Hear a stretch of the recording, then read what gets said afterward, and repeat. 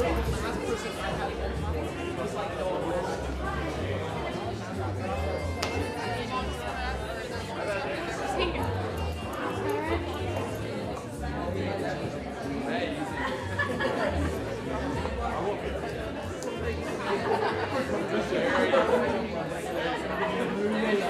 evening.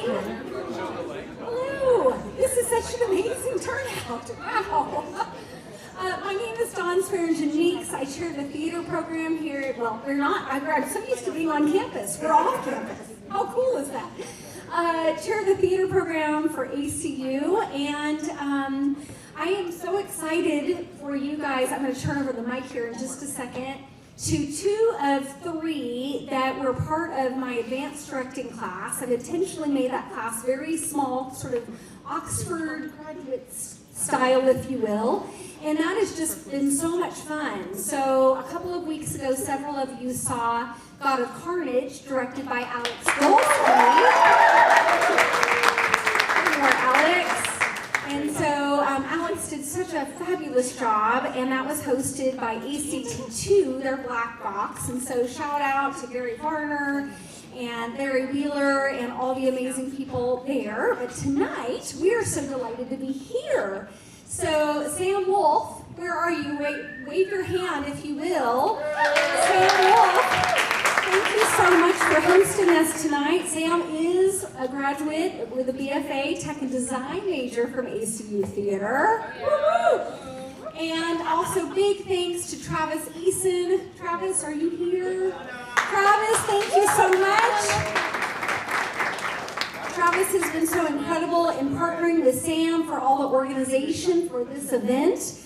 And Travis is also a graduate of our program as well, and then also served on staff for several years. So grateful. One other thing I want to mention, the pieces you're going to see tonight, first by Malachi Havens, 2 original pieces, very different in style, which I'm so excited for you to see. And then follow-up, and these gentlemen will talk about transition and coffee transitions as well.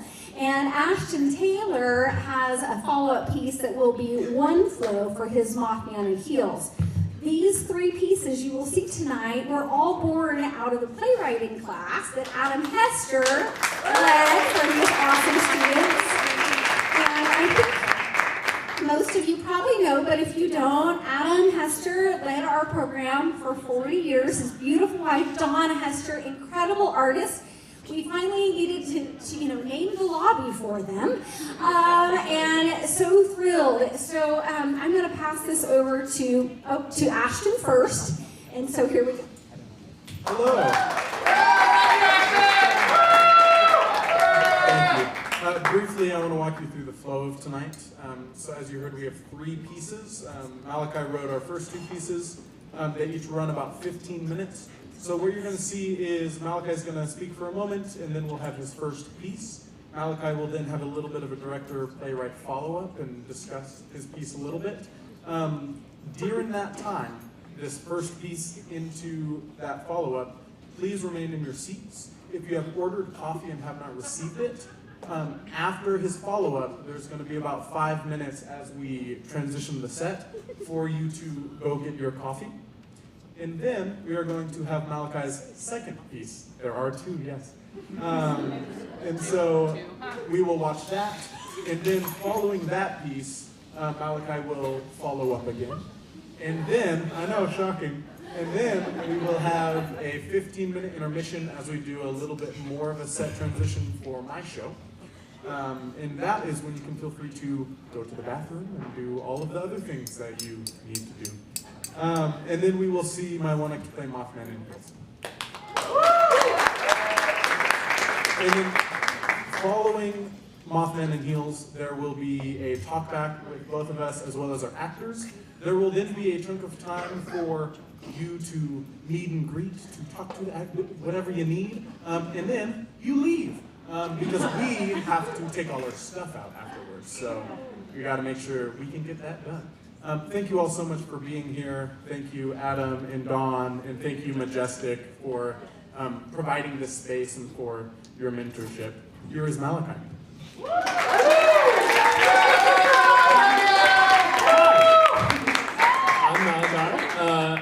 super excited for y'all to see my plays and Ashton's play. But the first one will be a table for two, is what it's called.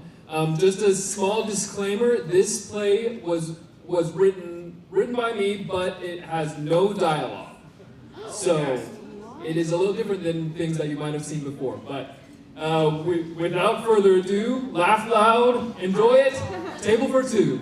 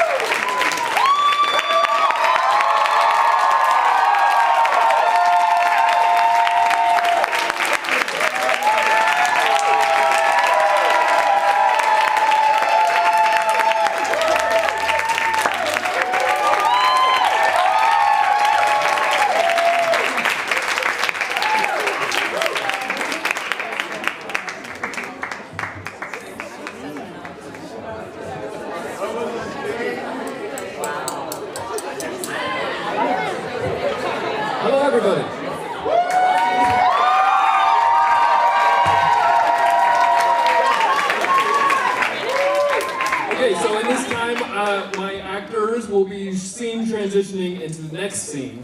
But while they're transitioning, I'm going to just talk briefly about this piece and how it came to me and how I decided to make it the way it is and things like that. And then we will have a brief time to go pick up your drinks if you got them, and then we will start our next scene.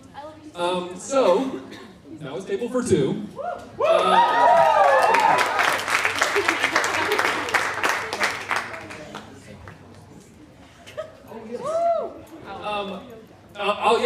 I'm going to briefly go through, thank you, Adam. I'm going to go through who was playing each role.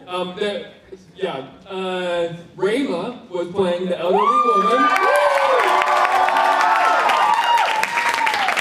And Annalee was playing young lady.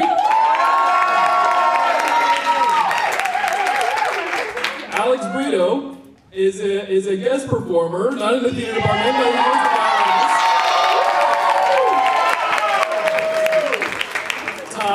was the aproned man.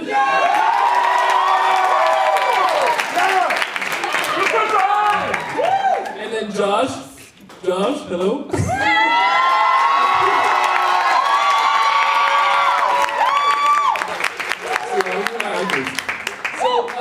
This play came to me. So I was in Adam Hester's playwriting class, and our very first assignment in that class was to write a action scene, meaning a scene with no dialogue in it.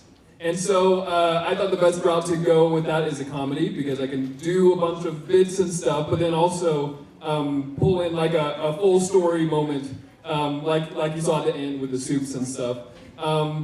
But yeah, so I thought this was I was trying to think of like what scenario would be funny and would have a bunch of bits to be played off of. So I thought of like a dining scene, and a guy's waiting for his date. And so I was thinking about like things that could happen while a man is waiting on his date. And I was like, well, somebody could come and sit at his table and it being the elderly woman. Sorry, Josh. And so it kind of like went on from there, and I kept thinking of more bits, and it started off as a small scene in Adam's class, and then I extended it for this directing show, and my concept in thinking about what I want the audience to take away from this show and stuff. When I was thinking about that, I think first of all, I think we could all use laughter. I wanted to do, and I wanted to do a type of laughter that, this is obviously very slapstick, very cartoony, I wanted it to be able to be experienced by all ages, kids, adults, all the age range, and be able to be funny to all those things. So I thought slapstick was the way to go. And a situational comedy, I feel like was a way that it could be relatable to an audience and still have that full circle message at the end. That's kind of brief thoughts about my show.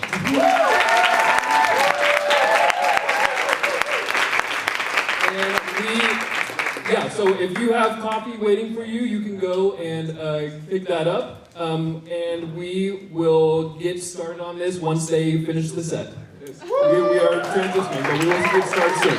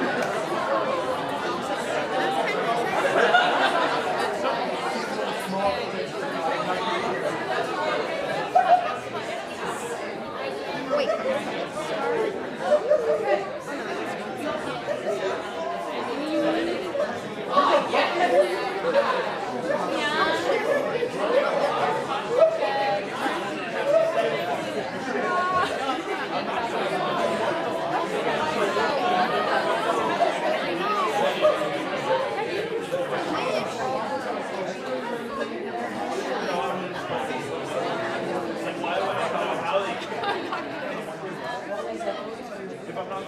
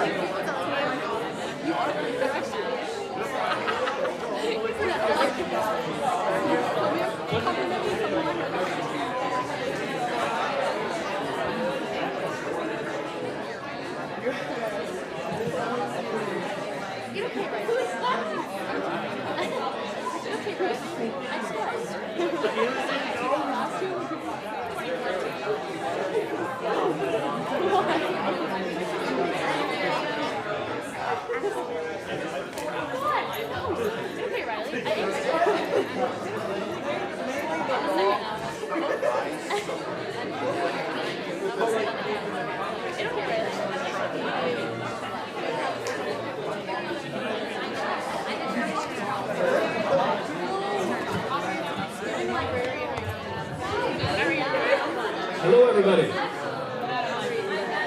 We are back. So I don't have much to say before this one. This is Charlie's Elephants. It has words. Yeah, this is Charlie's Elephants. Enjoy.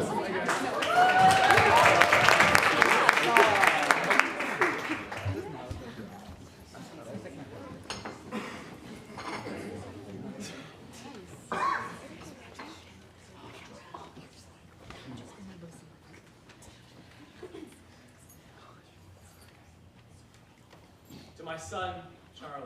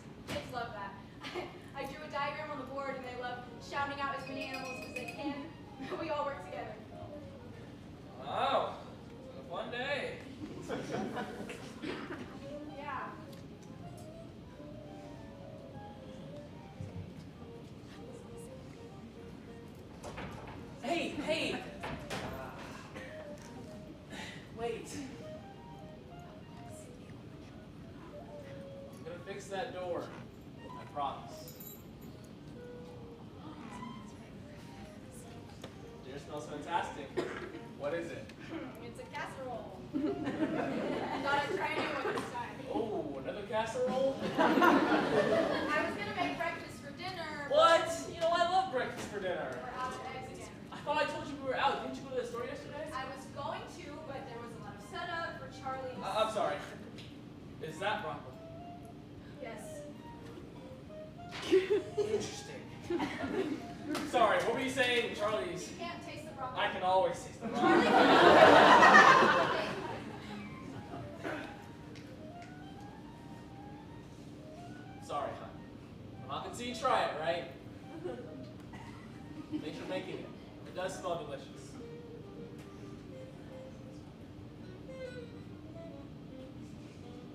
Are you not gonna eat it? Of course, I'm just so close to finishing. It'll be cold if you wait. In just an hour more.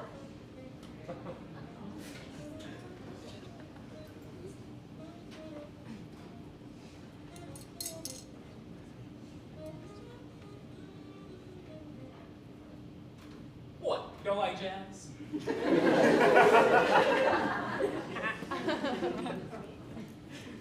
Have you talked to Charlie today? No, I guess I haven't. He was waiting to show you what he did last night. Last night? What was last? His school's talent show. Oh, right. How was that? It went well. Oh, those two kids from last year, you know, the ones with the mohawks and the crazy punk rock, you know. They were there.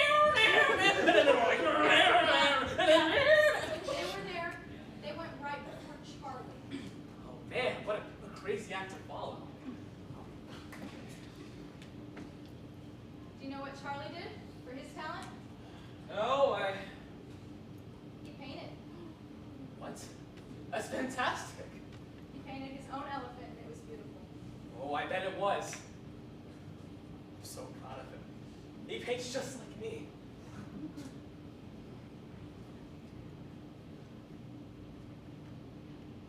He asked for you.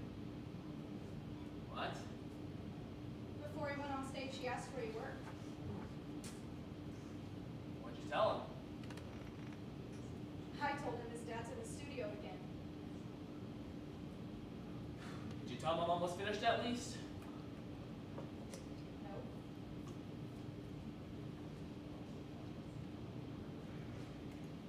He would have loved seeing him paint his own elephant.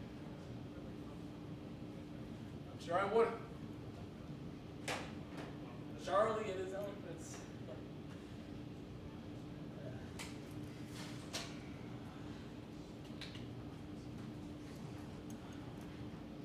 Oh, I bet you took my elephants in the food chain, right? We actually did. Where did they fit?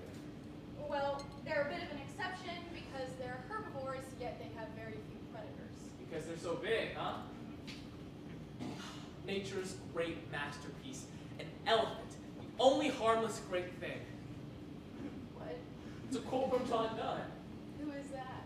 Scholar, poet, English Renaissance, I think, very metaphysical poetry. Was that poetry? Yeah, it's a quote from one of his unfinished works about the human soul. What? You didn't learn about John Donne in your teaching degree? For elementary schoolers. Yeah, I guess Donne isn't quite suited for elementary school. Yeah, Shel Silverstein isn't very metaphysical. Yeah, well, listen to the quote again. Nature's great masterpiece, an elephant. The only harmless great thing. So, an elephant's a gentle giant. Yeah, I mean, that's what we're talking about with the food chain. Like, elephants are so big that predators really touch them, and yet they're harmless herbivores. I guess so. That quote has made me appreciate Charlie's favorite animal even more. I'm sure Charlie loves Renaissance poetry. No, it's just the fact that he loves such a masterpiece of nature. The only harmless great thing. Fascinating creature. I can't wait for him to see this one.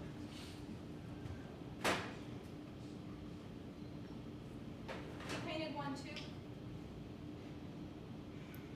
Annie? Are you mad at me? Annie?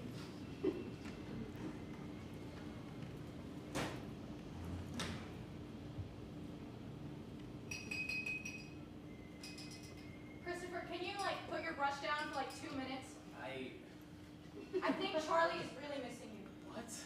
It's just been a while since you've actually spent time with him. No, what about dinner on Saturday? Yeah, but when you're at dinner, you don't seem very present. I've had a lot on my mind recently. What? What's on your mind? You're not the one working, you're not the one helping Charlie with all of his schoolwork. I've been trying to build a portfolio so I can submit it to a publisher so I can start working again. That's great. But can't that wait until after our family dinner? It takes time to think of. Your next big painting. Can't you see the progress I've made? I do, when you come to dinner with the paintings on your mind and not your family. I'm not always thinking about the painting. It's obvious you're not thinking about me. You're not thinking about Charlie. Annie.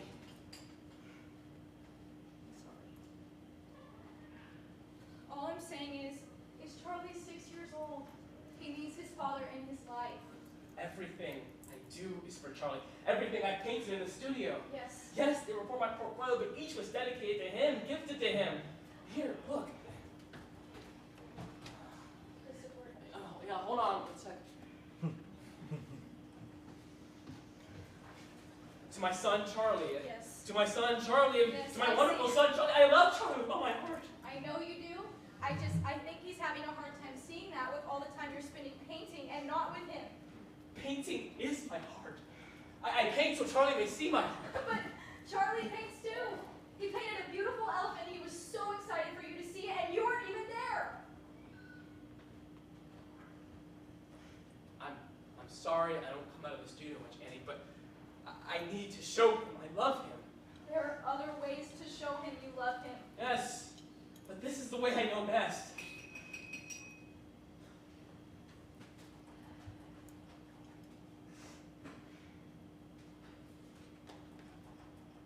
I know how much painting means to you, and I don't want to take that away from you, but as much as Charlie loves your paintings, he loves you more. Why don't you go and ask Charlie to see the one he made? Yeah, I would love to see the one. Well, you could. It's still at the school. You can look at it when you drop him off tomorrow. I think I will, but for now, I'm going to try and finish this one. Christopher. Annie, I'm so close. Christopher, I really It won't think be we long, can maybe take an hour or so. Go see your son. Annie, I need to show him my love. My painting, he needs my painting. He needs you.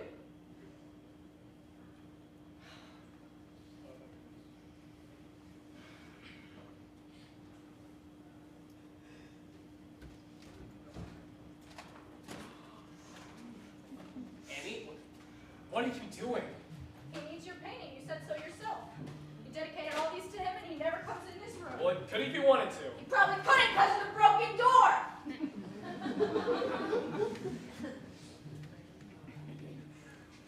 I'm taking these to him. You can come with me or stay here. I'll go to finish this painting.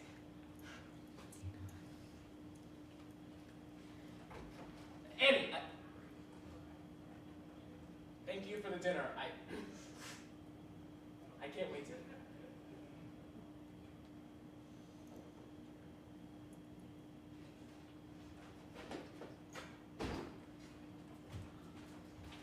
Annie, what are you doing?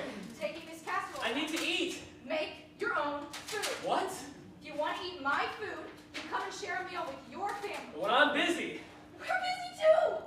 We're both in school all day, and then after school, it's homework and chores and prepping for my lessons. But when I am so close to finishing. He doesn't want your painting, Christopher. He wants you.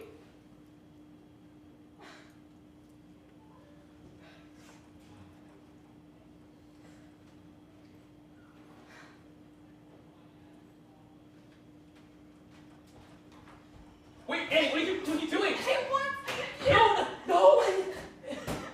Annie, please! Not your paintings, Christopher. You.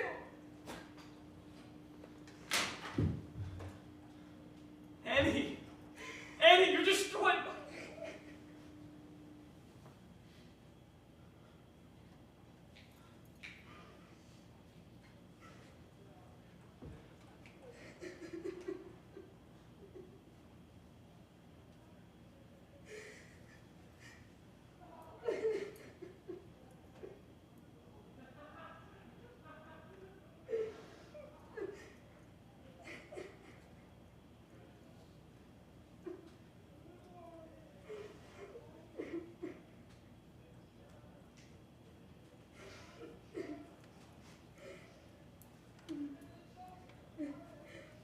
I'm sorry.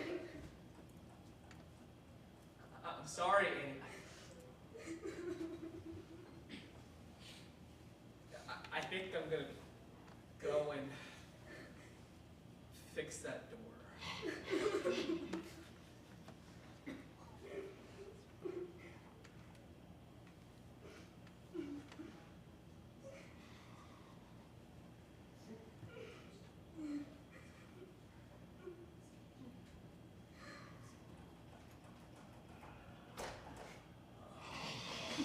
To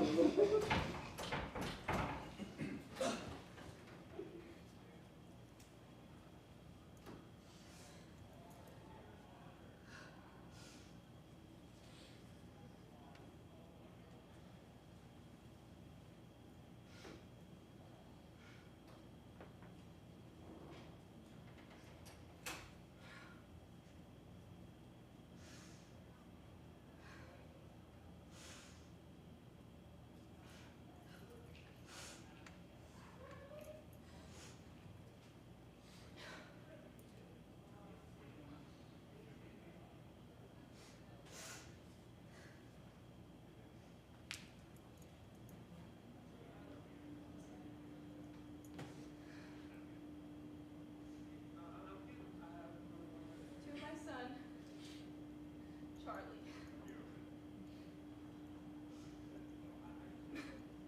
The only harmless great thing.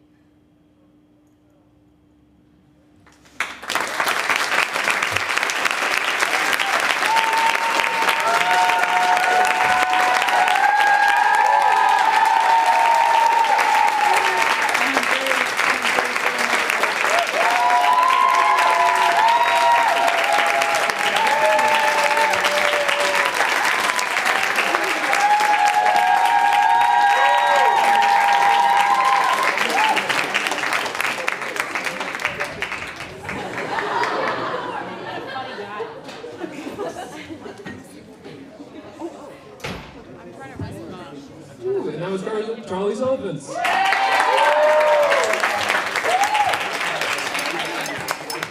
Okay, so I'll just do the same thing that I did with the first one. Just kind of briefly talk about it. I'll introduce the actors first. This is Allison was playing Annie.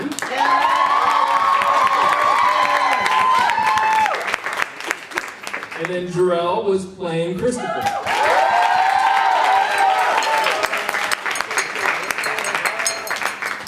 Okay, so this is obviously very different than A Table for Two. This play started also with one of the assignments for Adam Hester's class. This assignment was a conflict scene between two people. That's how it started.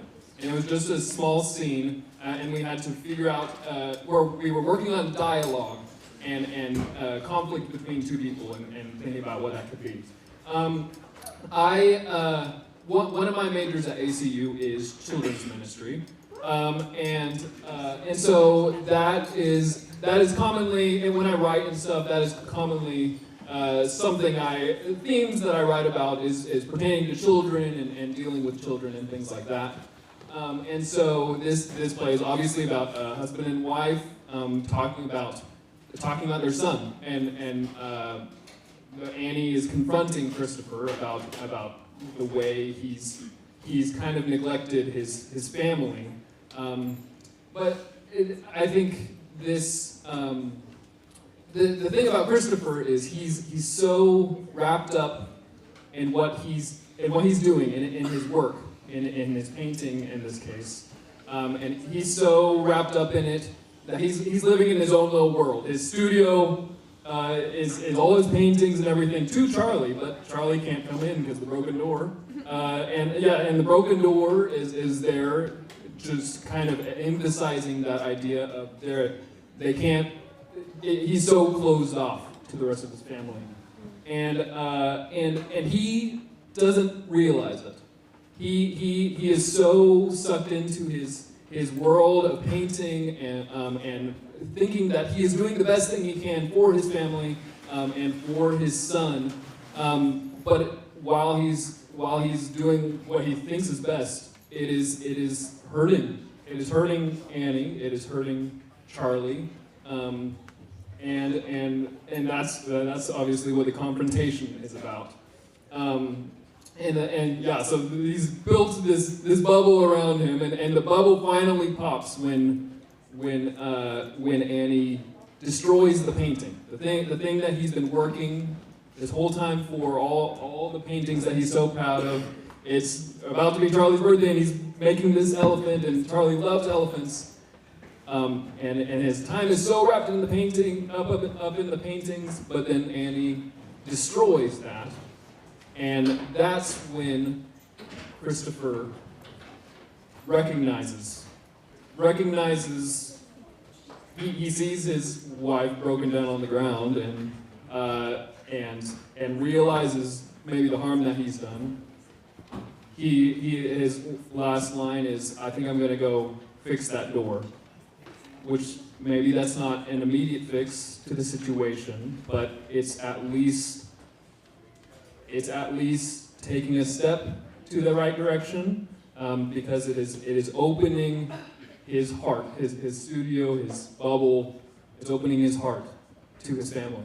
And he just hadn't realized it since before then.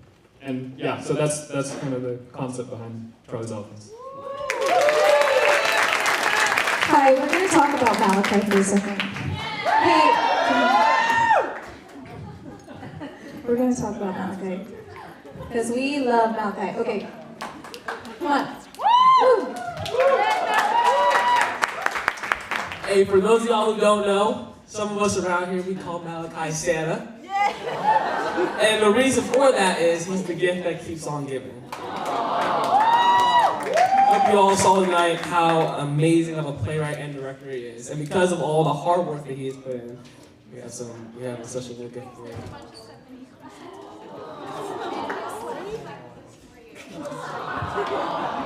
Thank you so much for all the hard work you put into this project.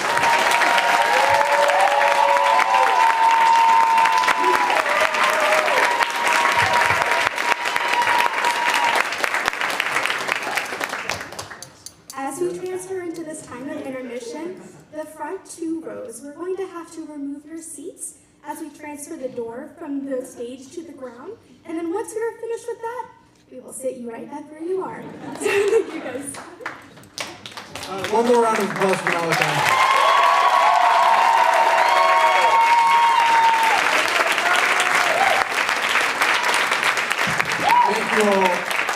Thank you all for being here tonight. We're about to have a period of transition. Please stay and watch my show. But feel free to take a stretching break, get another coffee, do what you gotta do. And just watch out for this door.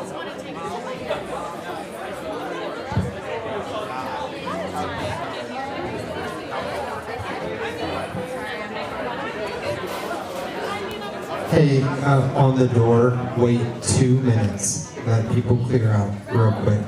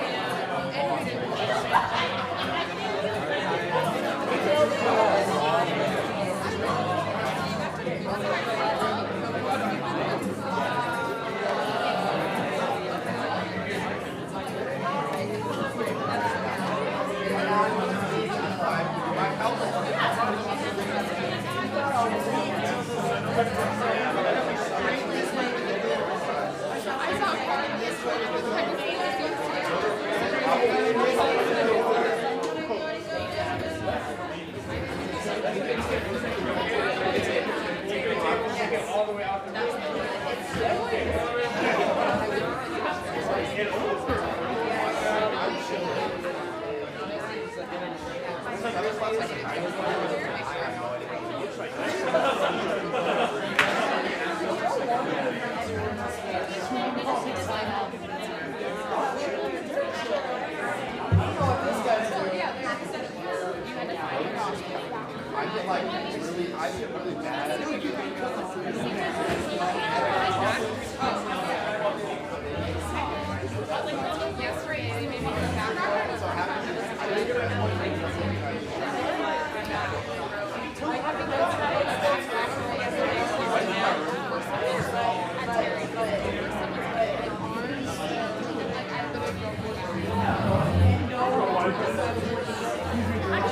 was okay with that.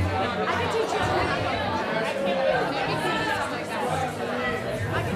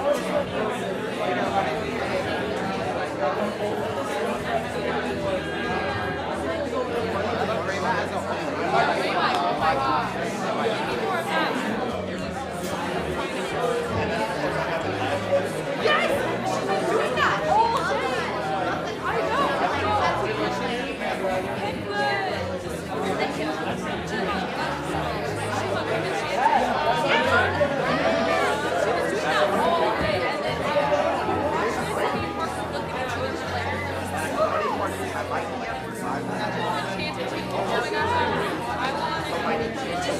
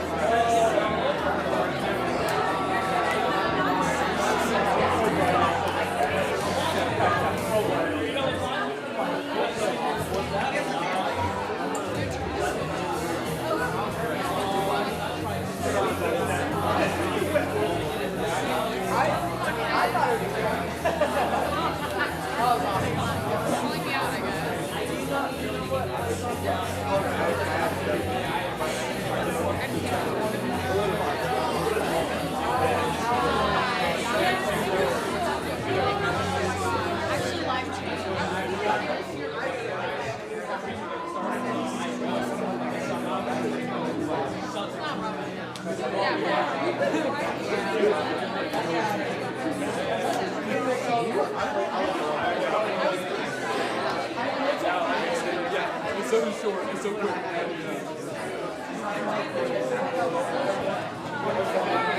Check out the program. It's not much after there's QR codes on the little table right there. See who all's involved. I understand it. I mean, I understand it. I used to see it.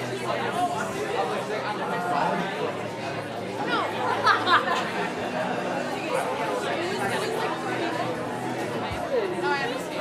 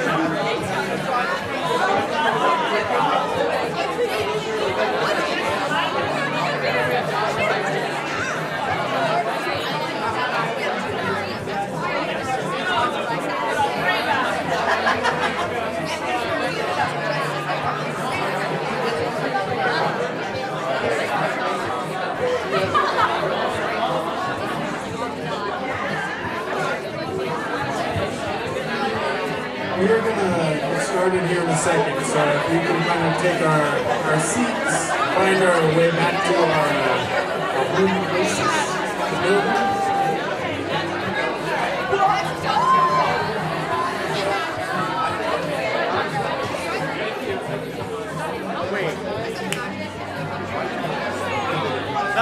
I was taking a risk.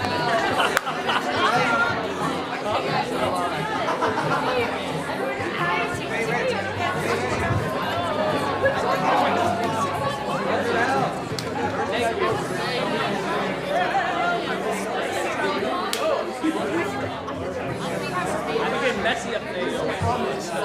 What? Hello.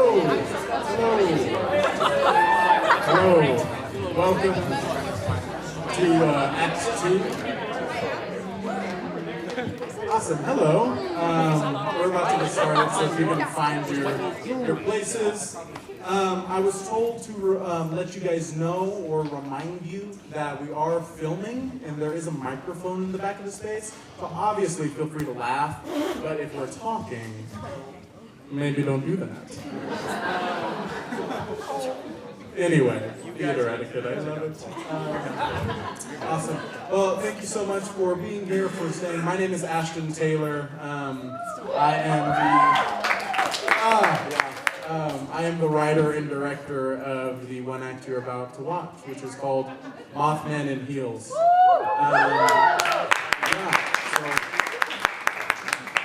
It runs about 25 to 30 minutes, so it's short. Stay in your seats. And yeah, thank you guys so much for being here. It means a lot to me. Enjoy.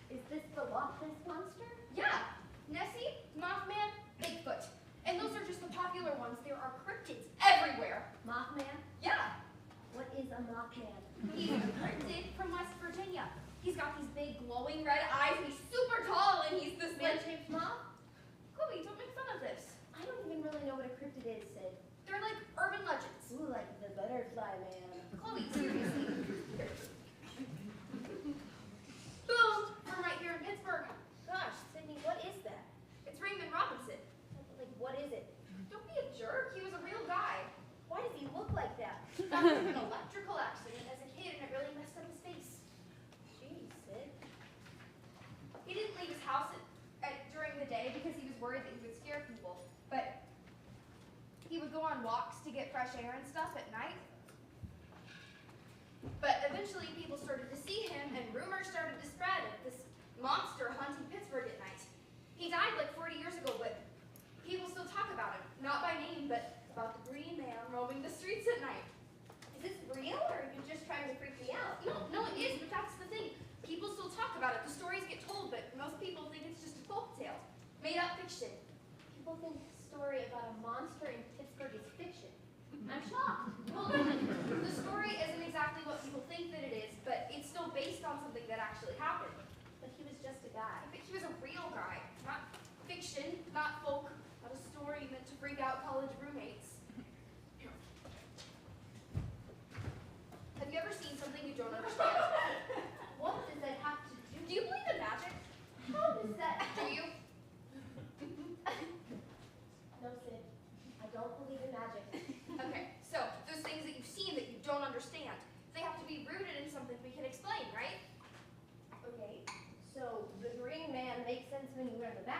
but what about something like the Loch Ness Monster? Well, it's traced back to people's reports of a sea monster in the waters of Loch Ness back in 1933. There's no way there was actually a dinosaur in a lake.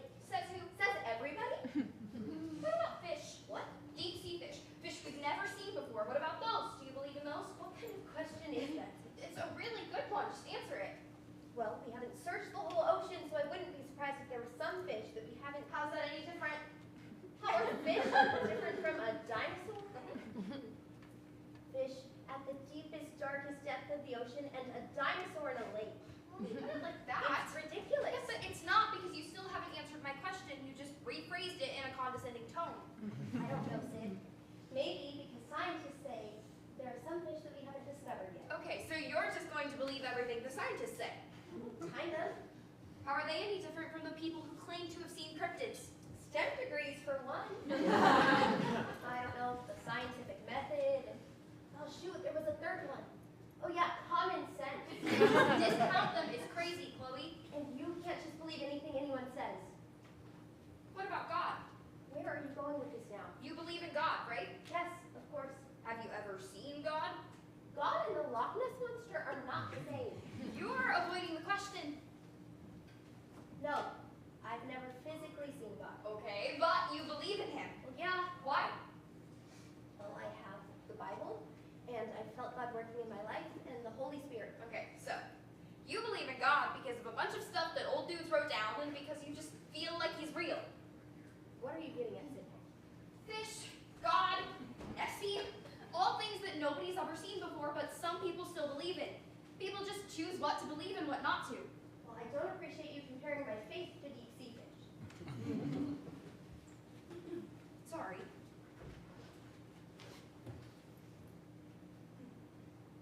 Does bring a new meaning to the whole fisherman thing, though, right? Would a giant fish that swallowed a man for 3 days be considered a cryptid? Yeah, probably. It's just, you've studied the Bible and put effort into trying to understand God. And because of that, you believe in him. I just wonder if you put that kind of effort into trying to understand cryptids. I wonder if you'd see what I'm talking about. I'm gonna go to bed.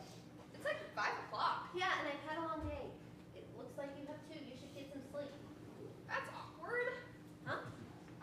I have a bus to catch. Sydney, to where? Point Pleasant, West Virginia. Why are you going to West Virginia? It's where Mothman was first spotted. We have class tomorrow. What are you thinking? Well, I haven't missed yet. It's fine if I miss one day. We're in college now. You don't have to go to every single class as long as you get the work done. Right. College is so different. You're paying for school now. Okay, well, I'm going to learn more in Point Pleasant than I would here anyways, and besides, I need to do research for my project, so this counts as schoolwork. West Virginia is an entire different state, Sid. Well, it's only like 3.5 hours away. It's really not that bad. You can't take a bus 3.5 hours away alone, especially when it gets dark. You're gonna get like kidnapped or something. Then I'll have to take down your monster pictures and reuse the red string to solve your murder. You have my location. I'll be fine. Do you know how stupid this sounds? It's irresponsible. Why can't you just support me? This is crazy. Okay, don't support me, but just stop being so mean. I'm considering your safety.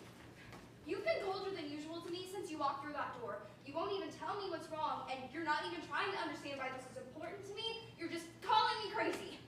I come back from being home for 3 days, and all of a sudden you have this new obsession that you've never mentioned before, and now you're saying you're going to take a bus 3.5 hours away alone when we have class tomorrow.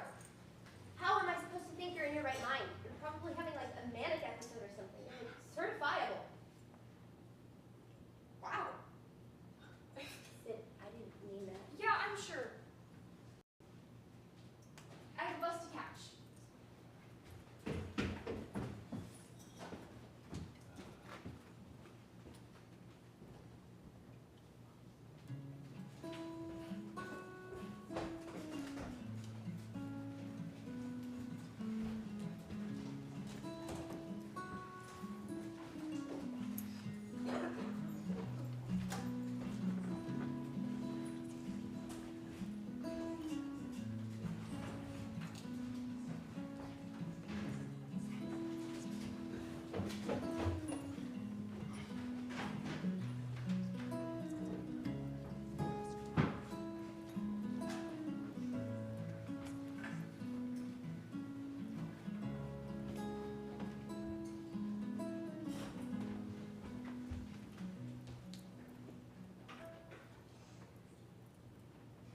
Pardon me. Do you happen to have the time? It's 6:11. The bus should have been here by now. Oh well.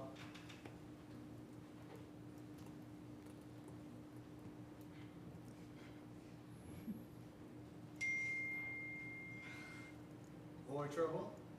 Girl trouble? What? You said it wasn't boy trouble. Yeah, no, it's not like that. I know that sigh. What side? That sigh that you just sighed. Did I really sigh that loud? Loud enough. Loud enough for what? Loud enough for me to recognize that you're having problems with somebody you love. Hey, sorry, I didn't mean to disturb you. I asked you for the time. What? I disturbed you first. I asked you for the time. Well, yeah. Then I asked you if you're having boy trouble. Sure, but... Then girl trouble. Well, yes, but... I'm just a stranger. Yeah.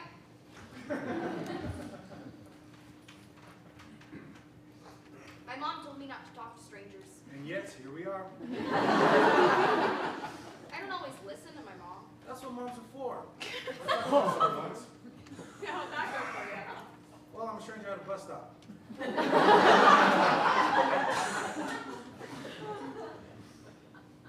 What was your sigh about? Oh, my roommate and I, we got into this big fight. Oh, I've been there. My roommate and I had a very similar experience recently. Yeah? Of course, we live very different lives. How'd you end up in the same place? He's a raccoon. Oh? We have much in common. We both live outside. We both like the rain except when we sleep. We often fight about who gets a good newspaper at night. I just wish he spoke English. That'd be cool. However, if I spoke French, I would want him to speak French. Can raccoons even speak French? Maybe if we allow them to sign up for classes. No, I mean, raccoons. He's a boy raccoon, so...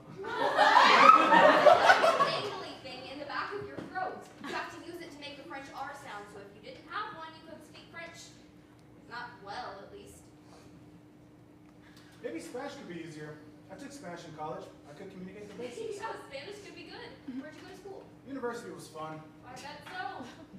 How'd you live here? Well, my parents stopped paying for college, so I had to drop out. They didn't want me to come home, so I looked for a job. But no one wants to hire a college dropout who look and smell like they live in their car. I'm so sorry. Oh, don't be. Life is quite lovely. Patrick and I get along well enough, and I get to meet so many wonderful people. Patrick? The Spaniard. Right. Just makes my problem seem so much smaller. Sometimes, it's not the size of the problem in the fight, but rather, the size of the fight and the problem. That's what I was thinking too. Are you and your raccoon fighting? My roommate, Chloe. That's an odd name. Is it? Patrick is 2 first names. It's also one. Could be a last. Chloe and I don't see the world the same. Patrick is 11 inches tall. He's a little taller than that. He was created to be 11 inches tall. It would be weird if he was taller. Sometimes, I want us to see the world the same, Patrick and I. And I think to myself, either I can squat down to see the world from his perspective, or he can rise up to see from mine. But at the end of the day, I'm left with the same conclusion. Either way, we're looking at the same world.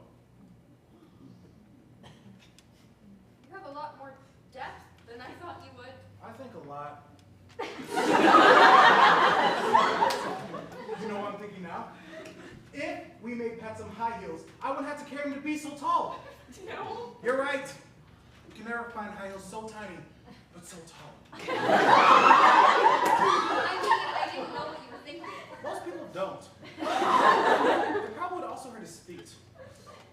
What did you study in school? It's unfair for me to assume that Pat would want to wear high heels. I should take responsibility as someone who's not 11 inches tall, and I should meet him where he's at. I should crouch down to see the world from Patrick's perspective. Pat shouldn't have to change for me. I should change for him. Psychology. It's a 9-letter word. What? Psychology. I think it has 10 letters. I've heard it both ways. Did you like psychology? It was terrible. Why? I quite enjoyed it. I thought it was terrible. I thought it would help me understand why I am the way I am. And I'm still unsure.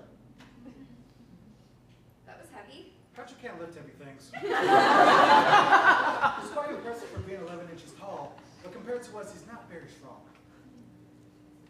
Well, how long were you in school for? 3 semesters. And then your parents just decided to stop paying? Well, I sighed. Girl problems.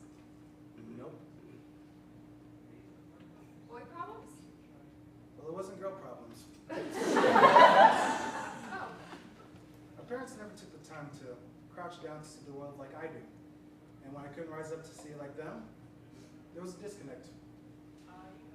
No matter how hard I tried. Well, I bet you look great in heels, though. I don't think Pat and I can share those. He has tiny feet. Sydney, Chloe? who's your friend? Patrick's roommate. What are you doing here? I haven't changed my mind. But you're here. I said this is ridiculous and that you shouldn't take a bus alone at night, so I'm going with you. You never know what characters you'll run into. It's true. Patrick and I have lots of horror stories. This is crazy. We've been friends for 2 years. Did you really think I was going to let you get on that bus by yourself? You're lucky the bus is late. The bus is coming at 6:20. Do you have the time? 6:23. The bus should be here by now.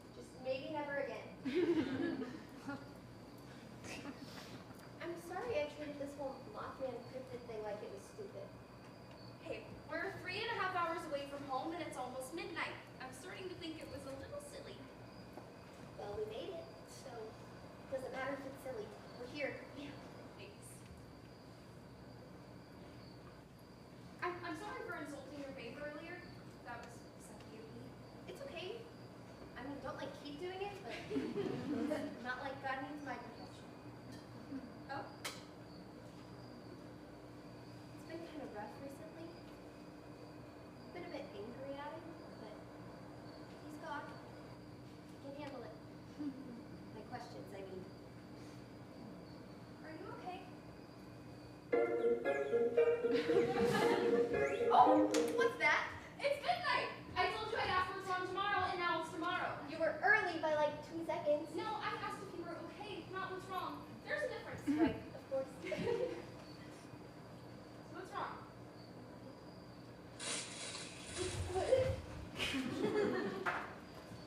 What was that? You don't sleep. There's no way. There was every way. Go look again. Are you gonna go look? I'm scared. Me too?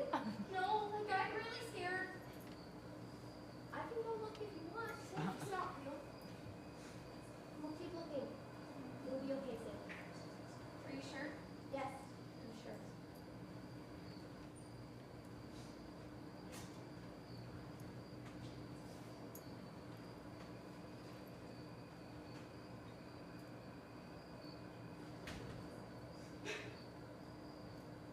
False alarm. What was it? A raccoon. I wonder if he knows Patrick. I'm sorry, Sam. It's alright. I mean, hey, what would we have done if it was actually Mothman? We could have taken it. Hey, we can keep looking. He's probably around now because it's so late and dark and scary. It's not worth it. We don't need. You were so excited literally 5 minutes ago. What are you talking about? I mean, I don't think that this is actually about Mothman. Right, it's the case for cryptids as a whole, right? No, like I don't think the whole manic obsession is about cryptids at all. I don't even know if they're real. That's exactly why we're out here, to find out. Okay, but let's be so for real. A man-shaped moth. I've heard of stranger things than a monster in Virginia. You don't believe in those strange things. I believe in the fish. We already talked about how that's different, though. It's still weird. It's not chupacabra weird, it's just regular weird. Well, I've believed in things that weren't real before, and I haven't believed in things that are, so I'm not always right. Like what? Like what? Yeah, like what's an example? Well, Exactly. See, you would never believe in something as stupid as Mothman. God, we're in the middle of the woods. We're 3.5 hours away from home. Sydney. I don't even know if Mothman's real, and I dragged us out here. We made a I tent. thought my dad loved my mom. What? Thought my dad loved my mom. He cheated on her. That's why I had to go home. She found out this week. I believe that he loved my mom. Loved me. Right now that feels dumber than believing in a tent that called a man-shaped mom. Maybe believing in cryptids is naive, but at least you have something that you're passionate about. At least you have something that makes you excited. I love that you have that. I love who you are when you get this way. Even though it's exhausting.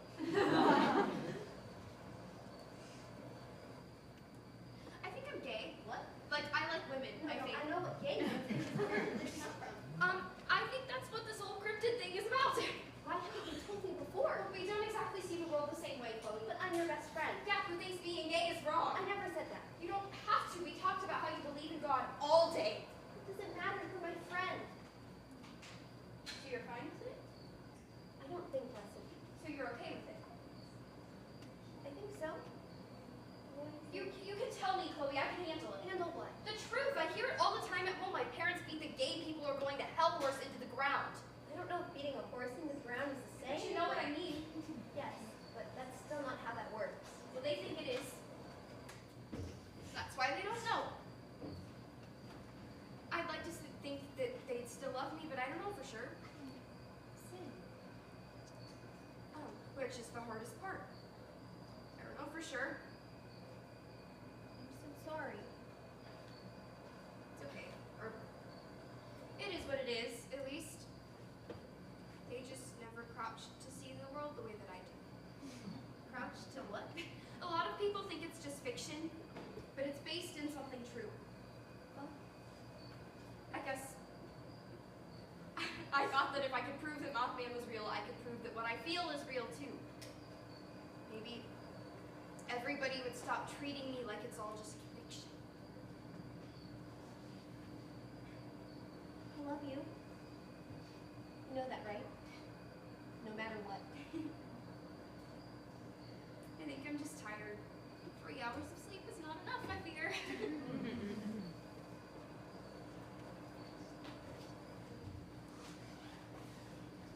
And I think I need to get out of these heels.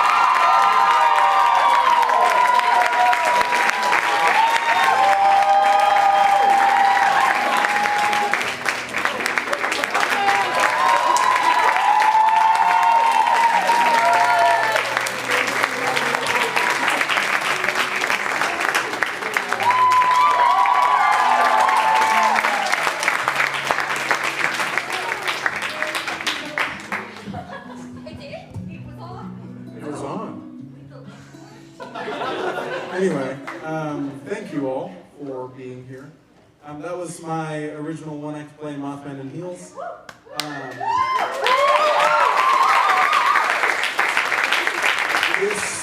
This is the culmination of the last year and a half of my life. I started working on this in Adam's class, which was fall semester last year. And so 1 year and 6 days ago, we did the first reading of this. And then I took a pause, and then I went back and I wrote another draft, and then I was blessed to be able to produce and direct it through the advanced directing class. So thank you so much. It's the greatest honor of my life to share my art with you. Yeah. Anyway, so I think we have a little bit of talk back time for questions for both my work as well as Malachi's and our casts. So if y'all want to make your way up here.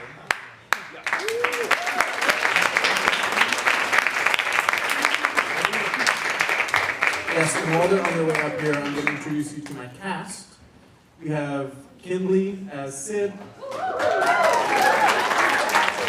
We have Parker as Chloe. And then we have Caden as Man. And Patrick. Yeah, Malachi. Welcome.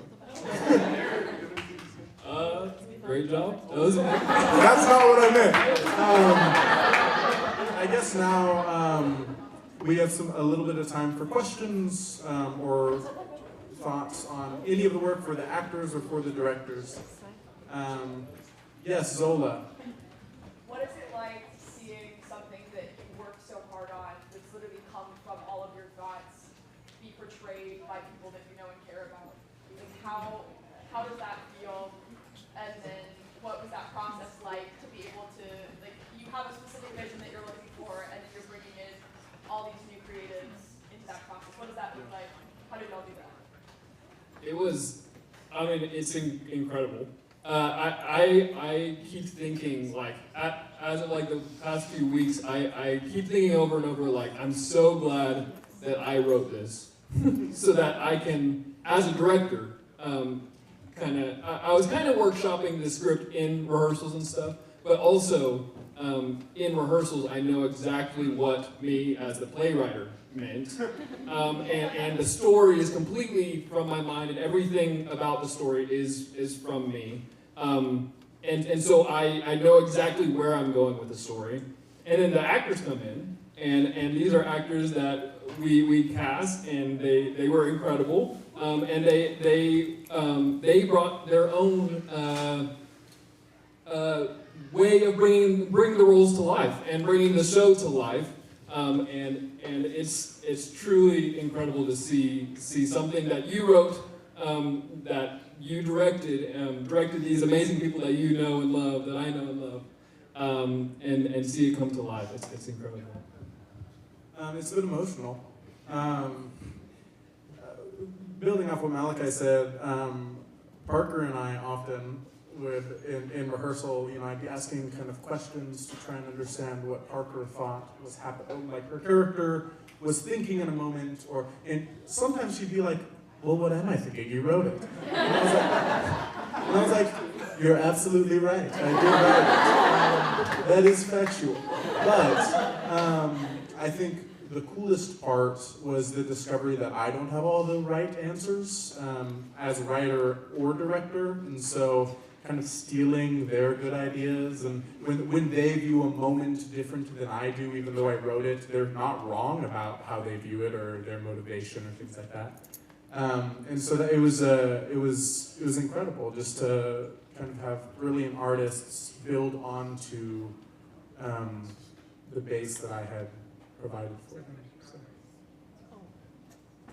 Any more questions right here? Yeah, what was it like writing and performing in a scene that didn't have any words?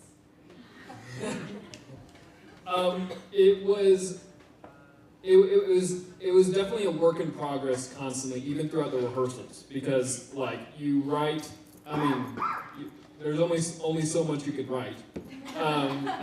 And so like you're thinking, I was thinking of like different bits and different situational things that could happen in the restaurant, and kind of brain dumping them on a page and kind of thinking of the right order and stuff. And then we got into rehearsals, and I saw certain things, and I'm like, that's not right. And I got it. And then got into rehearsals and even auditions and saw people do certain things, and I'm like, that's right.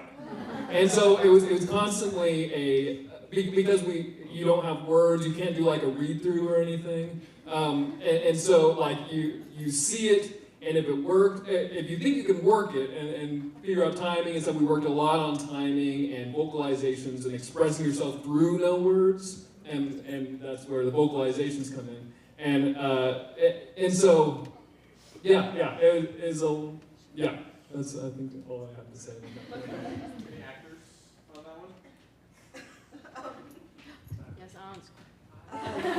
Yeah, it was literally so much fun because like my brain was like, wait, like I can't really like memorize lines because I have nothing to say. So it was more so like, okay, like read the script over and over again to see like what like the foundation of what I'm doing is, and then like okay, once we get into rehearsal, the repetition, and then like I like that, let's not do that next time, and I'm like, got it, take a mental note, and stuff like that. So that was mainly like the main thing. So like memorization came in through repetition. Yeah. Yo, did this work? All right. Oh boy.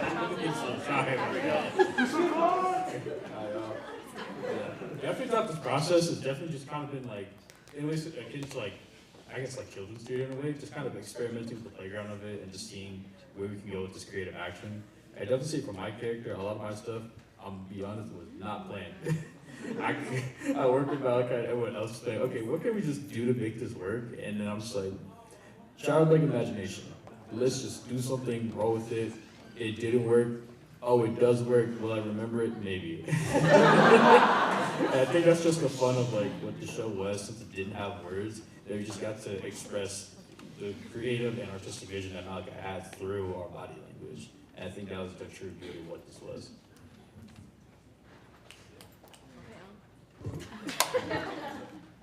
One of the at our very first rehearsal, the first homework I gave my actors is to watch cartoons, watch silent cartoons and watch Mr. Bean and watch like these old situational comedies and things like that to figure out how characters would or could express themselves without using words. Because there's plenty of that content out there, and so that's one of the first homework assignments I gave to them, which I hope is fun. More questions? Oh, lots of questions right here. I just had a kind of a question for the actors.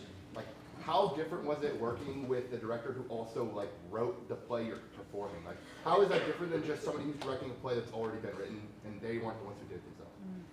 Yeah, I think what Ashton was saying that Parker, who is struggling right now, is, a lot of times I was just like, Malachi would ask me a question, I'm like, and what do you want? Like, I mean, like, I'll think it however you want me to think it. It's like, but it was really cool because, like, and I'm sure Ashton did this too, but they both, like, pushed us to make our own choices regardless of the fact that they were in the room. And so that was really cool. And they wanted us to just...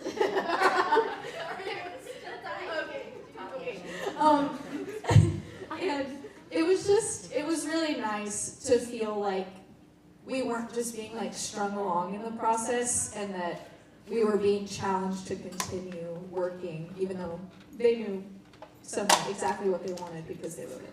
So, yeah.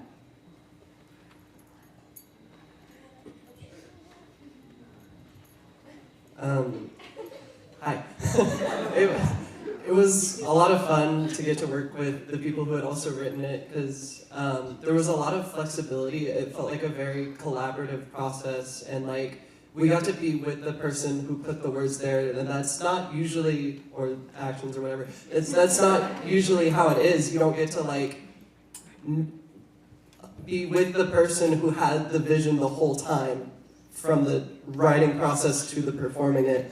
And so it was a lot of cool to be able to like play with getting that to life and like being able to change things if we needed to because they had that power because they wrote it and stuff. And so it was fun.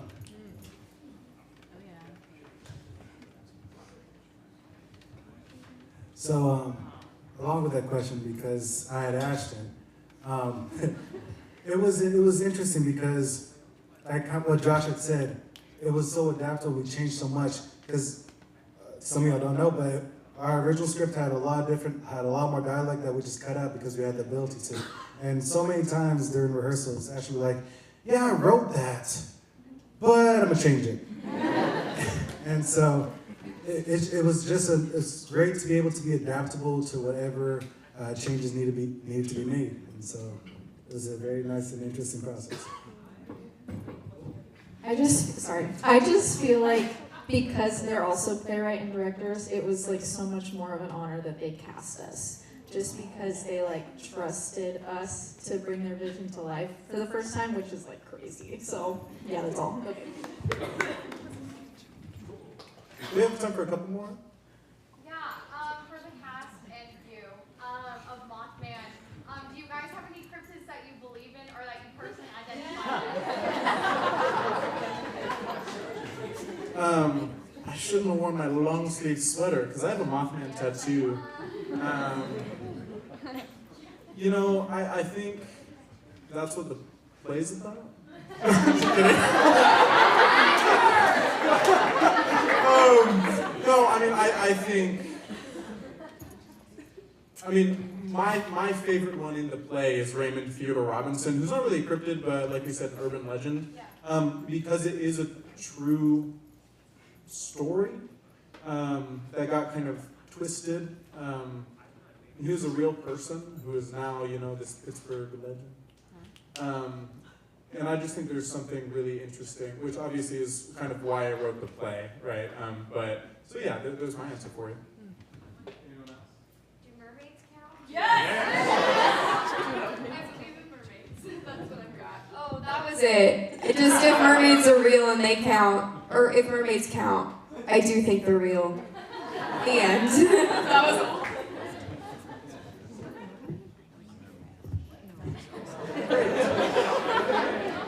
Any more? I think a crowd favorite is definitely to Patrick's roommate.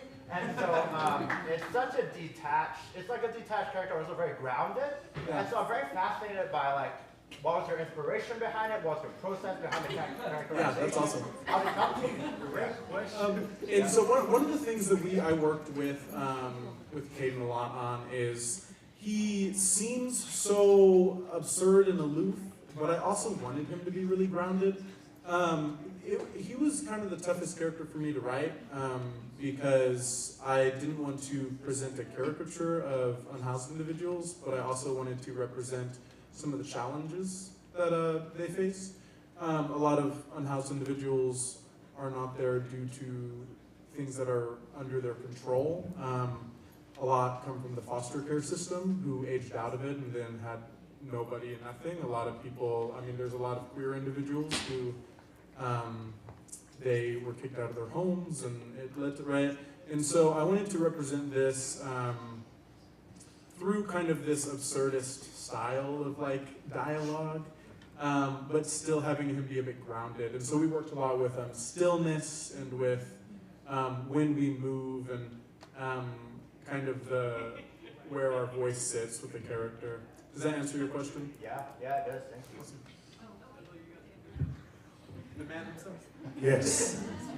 Mothman was definitely it was a privilege to play. Thank you again, Ashton. At first, I had asked Ashton, what should I watch? What should I look at to kind of, gain some influence for it? He said, hey, I want you to become the character. I don't want you to just mimic another person.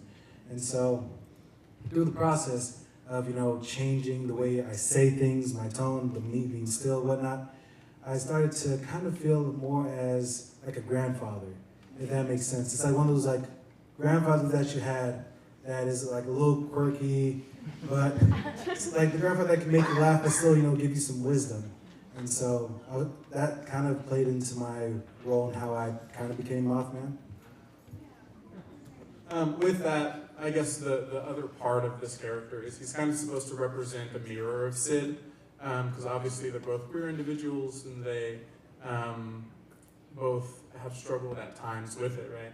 And so man kind of represents one of the worst things that can happen to someone because of their identity, but also still a groundedness and a joy in that and a hope through that. Life can feel hopeless sometimes. Recently, there's been quite a bit of that going around. And I think remaining hopeful in the face of a hopeless world is an act of rebellion. And so I think that's kind of where he came from. Yeah. One more?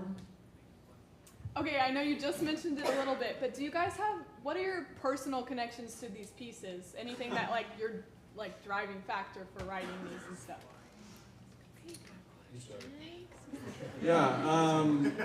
Yeah, so I'm a queer individual. A lot of the people in my life that I love the most are queer individuals, and I think that art is a way of communicating with people, and I think when you can communicate, we can grow in empathy, and empathy is crucial for love, and I think love is a great thing.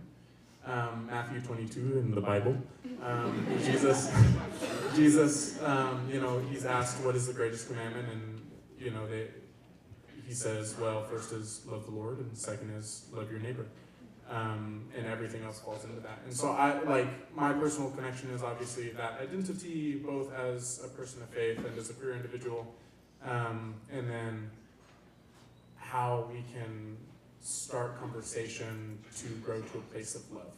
So. Yeah, I think both of mine, in different ways, stem from my heart for children's ministry and working with children and things like that. I already talked about it with Charlie's Elephants.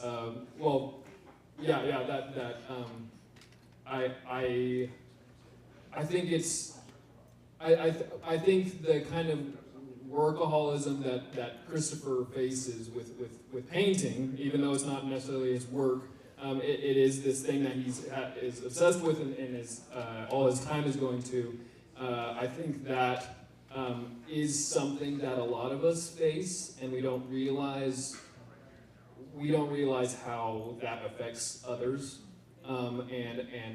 And then in this story specifically, Charlie's Elephants, it is for the effects on his child, and in some of the most formative years of his child when he's 6 years old. And so I think that's part of why that story is important to me. Also, just like the concept of having him be a painter. I'm a big artist. I love making art and drawing and painting and stuff like that. So that's another factor of that. Then Table for Two, also kind of similar to what I talked about, is I love it because it is something accessible by every audience member, I think. At least that's what I strive to do in writing the piece and directing the piece.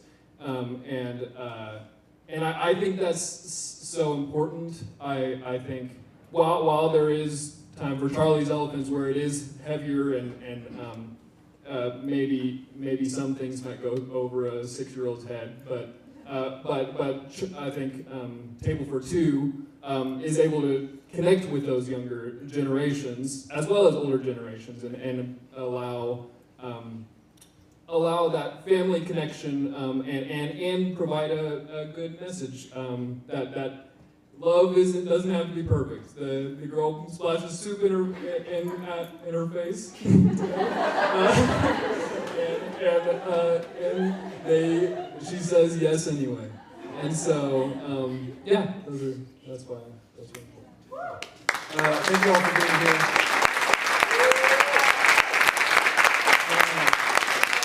I want to say a couple of thank yous real quick. Obviously, Dawn, who is the chair of our department, a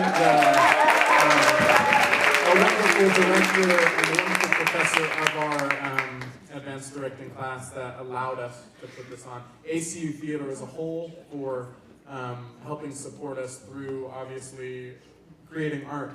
Adam Hester, who kind of was here at the conception of these pieces and has continued to encourage us to write and push us to be better.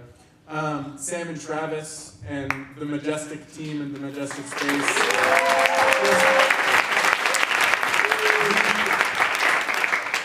Obviously, like, you see how beautiful the space is, but through our tech here, our rehearsals here, they have been so generous with their time and their energy and their resources. And it is an incredible blessing to have this space and to be able to use it. So thank you so much. It's been an honor. And then obviously our teams.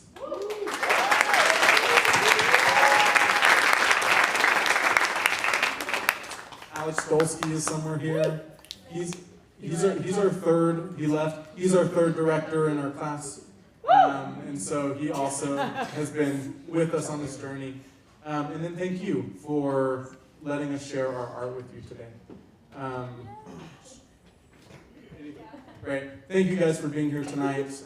We have a little bit of time to greet, and then we do have to kind of get things out of here. So if you can be out by 10 o'clock, which is only in 13 minutes, that would be great. Thank you so much.